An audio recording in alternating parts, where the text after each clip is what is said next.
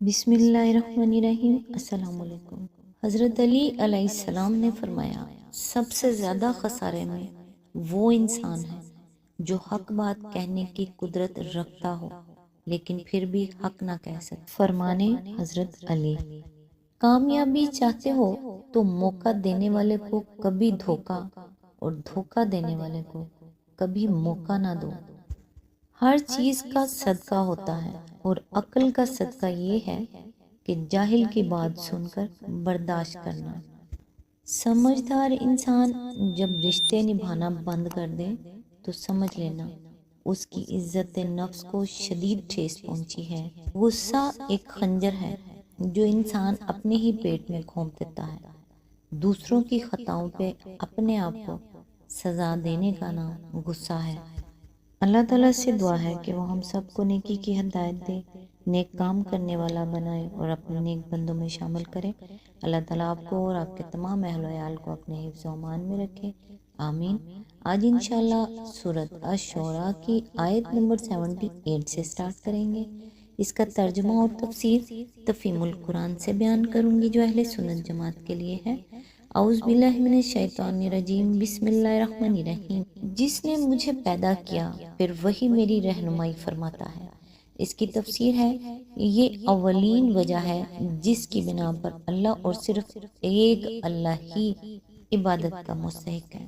مخاطب بھی اس حقیقت کو جانتے اور مانتے تھے کہ اللہ تعالیٰ ان کا خالق ہے، اور انہیں یہ بھی تسلیم تھا کہ ان کے پیدا کرنے میں کسی دوسرے کا کوئی حصہ نہیں۔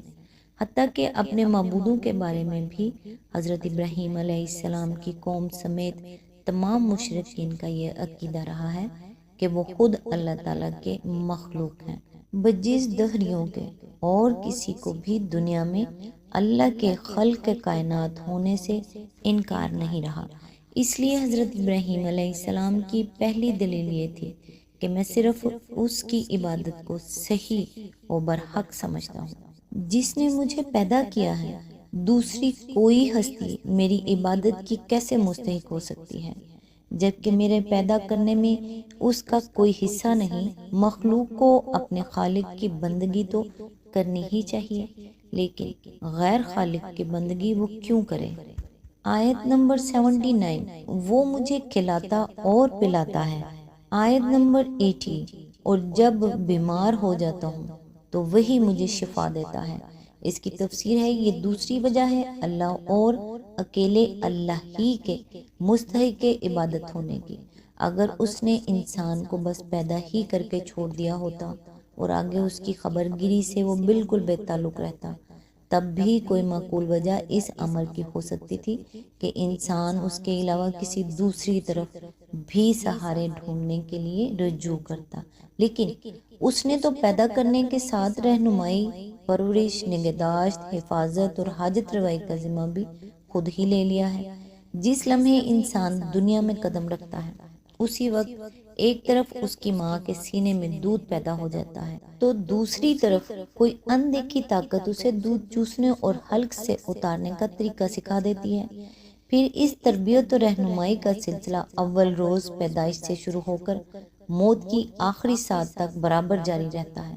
زندگی کے ہر مرحلے میں انسان کو اپنے وجود اور نشو و نما اور بقا اور ارتقاء کے لیے جس نوعیت کے سر و سامان کی حاجت پیش آتی ہے، وہ سب اس کے پیدا کرنے والے نے زمین سے لے کر آسمان تک ہر طرف مہیا کر دیا ہے۔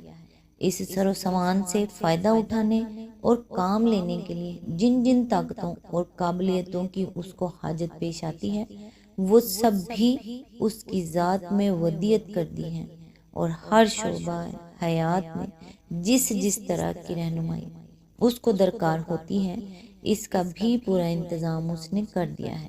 اس کے ساتھ اس نے انسانی وجود کی حفاظت کے لیے اور اس کو آفات سے، بیماریوں سے، مہلک جراثیم سے اور زہریلے اثرات سے بچانے کے لیے خود اس کے جسم میں اتنی زبردست انتظامات کیے ہیں کہ انسان کا علم ابھی تک ان کا پورا احاطہ بھی نہیں کر سکتا۔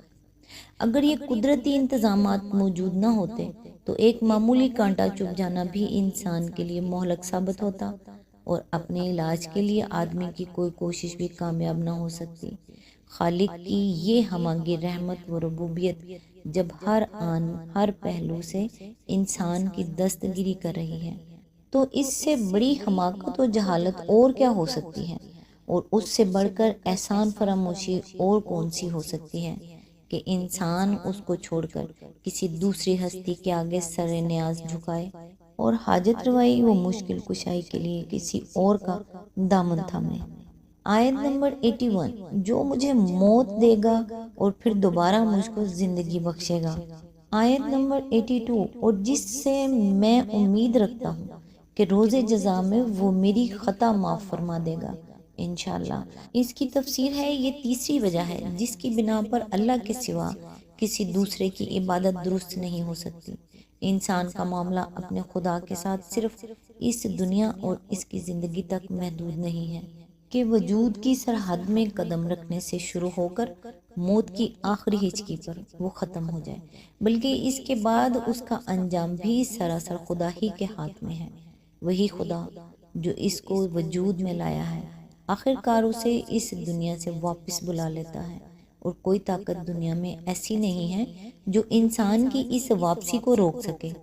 آج تک کسی دوا یا طبیب یا دیوی دیوتا کی مداخلت اس ہاتھ کو پکڑنے میں کامیاب نہیں ہو سکی ہے جو انسان کو یہاں سے نکال لے جاتا ہے، حتیٰ کہ وہ بہت سے انسان بھی جنہیں معبود بنا کر انسانوں نے پوج ڈالا ہے خدا اپنی موت کو نہیں ٹال سکے ہیں۔ صرف خدا ہی اس امر کا فیصلہ کرنے والا ہے کہ کس شخص کو کب اس جہاں سے واپس طلب کرنا ہے، اور جس وقت جس کی طلبی بھی اس کے ہاں سے آ جاتی ہے اسے چاروں نہ چار جانا ہی پڑتا ہے۔ پھر وہی خدا ہے جو اکیلا اس امر کا فیصلہ کرے گا کہ کب ان تمام انسانوں کو جو دنیا میں پیدا ہوئے تھے دوبارہ وجود میں لائے اور ان سے ان کی حیات و دنیا کا محاسبہ کرے۔ اس وقت بھی کسی کی یہ طاقت نہ ہوگی کہ باعث بعد الموت سے کسی کو بچا سکے یا خود بچ سکے۔ ہر ایک کو اس کے حکم پر اٹھنا ہی ہوگا اور اس کی عدالت میں حاضر ہونا پڑے گا۔ پھر وہی اکیلا خدا اس عدالت کا قاضی و حاکم ہوگا، کوئی دوسرا اس کے اختیارات میں ذرہ برابر بھی شریک نہ ہوگا۔ سزا دینا یا معاف کرنا بالکل اس کے اپنے ہی ہاتھ میں ہوگا۔ کسی کی یہ طاقت نہ ہوگی کہ جسے وہ سزا دینا چاہے اس کو بخشوا لے جائے، یا جسے وہ بخشنا چاہے اسے سزا دلوا سکے۔ دنیا میں جن کو بخشوا لینے کا مختار سمجھا جاتا ہے وہ خود اپنی بخشش کے لیے بھی اسی کے فضل و کرم کی آس لگائے بیٹھے ہوں گے۔ ان حقائق کی موجودگی میں جو شخص خدا کے سوا کسی کی بندگی کرتا ہے وہ اپنی بد انجامی کا خود سامان کرتا ہے۔ دنیا سے لے کر آخرت تک تو آدمی کی ساری قسمت تو ہو خدا کے اختیار میں، اور اسی قسمت کے بناؤ کی خاطر آدمی رجوع کرے ان کی طرف جن کے اختیار میں کچھ نہیں ہے۔ اس سے بڑھ کر شامت عمال اور کیا ہو سکتی ہے۔ آیت نمبر 83، اس کے بعد ابراہیم نے دعا کی، اے میرے رب مجھے حکم عطا کر اور مجھ کو صالحوں کے ساتھ ملا۔ اس کی تفسیر ہے، حکم سے مراد نبوت یہاں درست نہیں ہے، کیونکہ جس وقت کی یہ دعا ہے اس وقت حضرت ابراہیم علیہ السلام کو نبوت عطا ہو چکی تھی، اور اگر بالفرض یہ دعا اس سے پہلے کی بھی ہو تو نبوت کسی کی طلب پر اسے عطا نہیں کی جاتی، بلکہ وہ ایک وہی بھی چیز ہے جو اللہ تعالیٰ خود ہی جسے چاہتا ہے دیتا ہے۔ اس لیے یہاں حکم سے مراد علم، حکمت، فہم صحیح اور قوت فیصلہ ہی لینا درست ہے، اور حضرت ابراہیم علیہ السلام کی یہ دعا قریب قریب اسی معنی میں ہے جس میں نبی صلی اللہ علیہ وآلہ وسلم سے یہ دعا منقول ہے کہ ارنل اشیاء کما ہی، یعنی ہم کو اس قابل بنا کہ ہم ہر چیز کو اسی نظر سے دیکھیں جیسی کہ وہ فی الواقع ہے، اور ہر معاملے میں وہی رائے قائم کریں جیسی کہ اس کی حقیقت کے لحاظ سے قائم کی جانی چاہیے۔ یعنی دنیا میں مجھے صالحہ سوسائٹی دے اور آخرت میں میرا حشر صالحوں کے ساتھ کر۔ جہاں تک آخرت کا تعلق ہے، صالح لوگوں کے ساتھ کسی کا حشر ہونا اور اس کا نجات پانا گویا ہم معنی ہیں۔ اس لیے یہ تو ہر اس انسان کی دعا ہونی چاہیے جو حیات بعد الموت اور جزا و سزا پر یقین رکھتا ہو۔ لیکن دنیا میں بھی ایک پاکیزہ روح کی دلی تمنا یہی ہوتی ہے کہ اللہ تعالیٰ اسے ایک بد اخلاق فاسق و فاجر معاشرے میں زندگی بسر کرنے کی مصیبت سے نجات دے اور اس کو نیک لوگوں کے ساتھ ملائے۔ معاشرے کا بگاڑ جہاں چاروں طرف محیط ہو، وہاں ایک آدمی کے لیے صرف یہی چیز ہمہ وقت اذیت کی موجب نہیں ہوتی کہ وہ اپنے گرد و پیش گندگی ہی گندگی پھیلی ہوئی دیکھتا ہے، بلکہ اس کے لیے خود پاکیزہ رہنا اور اپنے آپ کو گندگی کے چھینٹوں سے بچا کر رکھنا بھی مشکل ہوتا ہے۔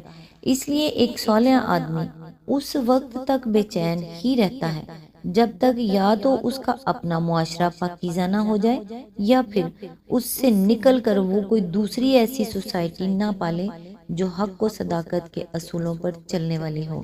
آج تک کے لیے بس اتنا ہی، نیکسٹ انشاءاللہ آیت نمبر 84 سے سٹارٹ کریں گے۔ تب تک کے لیے دعاؤں میں یاد رکھیے گا۔ اللہ حافظ۔